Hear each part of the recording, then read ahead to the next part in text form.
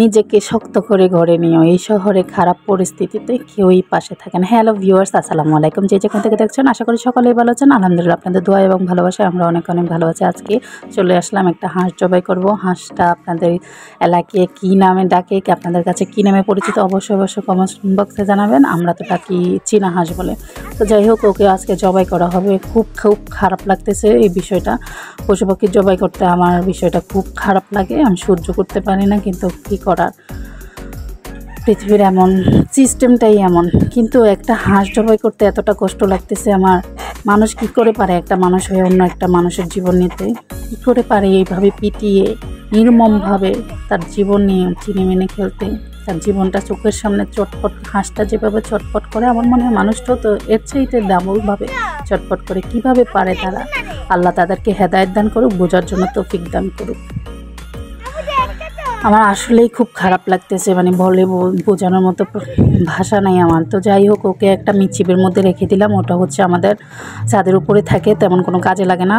ওর রক্তগুলো চারদিকে ছড়ে যাবে, তার জন্য ওকে ওইখানে রাখা। আর এই হচ্ছে দুইজন পাটি, মানে জ্বালিয়ে মারে, ক্যামেরাটা অন করলে ক্যামেরার সামনে চলে আসবে, শুধু পাজলামি আর পাজলামি করার জন্য। আর এখানে হচ্ছে বালতির মধ্যে আমি একটা অ্যালোভেরা গাছ লাগিয়েছিলাম, এখন মাশাআল্লাহ অনেকগুলো হয়েছে। কিন্তু দুঃখের বিষয় হচ্ছে এগুলো কেন জানি পাতাগুলো নষ্ট হয়ে যাচ্ছে।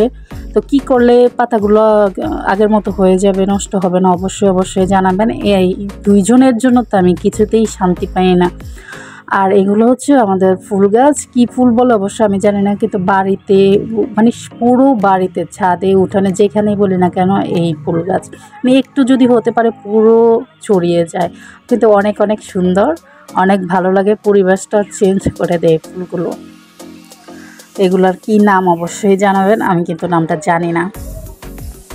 অনেক ভালো লাগে, আমার খুব পছন্দের একটা ফুল। আর এটা হচ্ছে আমাদের কাঁঠাল গাছ, বিশাল বড়, মাশাআল্লাহ বিশাল যেমন গাছ তেমন বিশাল কাঁঠালগুলো ধরে, কাঁঠালগুলো অনেক বড় বড়। আর এটা হচ্ছে শরীফ গাছ, দুইটা শরীফ ফুল ছিল, একটা নিচে লাগিয়েছিলাম আর একটা এই যে এখানে। আর দীর্ঘদিন যেহেতু বাসায় ছিলাম না, সেই জন্য ছাদের অবস্থা একেবারেই নাজেহাল, একেবারে স্যাঁতস্যাঁতে হয়ে আছে। এগুলো পরিষ্কার করতে হবে। হাঁসের অবস্থাতে একেবারেই খারাপ, ও না পেরার দেশে চলে গেছে। সবাই ওর জন্য দোয়া করবেন। খুবই খারাপ লাগতেছে। এখন হয়তো বয়স দিতে একটু হাসি পায়, কিন্তু তখন খুবই খারাপ লাগতেছিল। কিভাবে যে মানুষ পারে আমি এটা বলেই শেষ করতে পারি না। আর এগুলো হচ্ছে আমাদের কলা গাছ, ওই পাশে আরও আছে। আর এটা হচ্ছে আতাপল গাছ।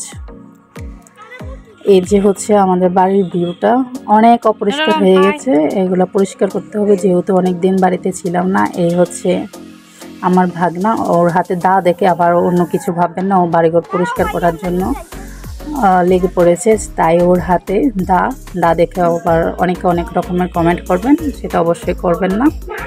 এই আজকের জন্য এখানেই বিদায় নিচ্ছি, দেখা হচ্ছে পরের ভিডিওতে।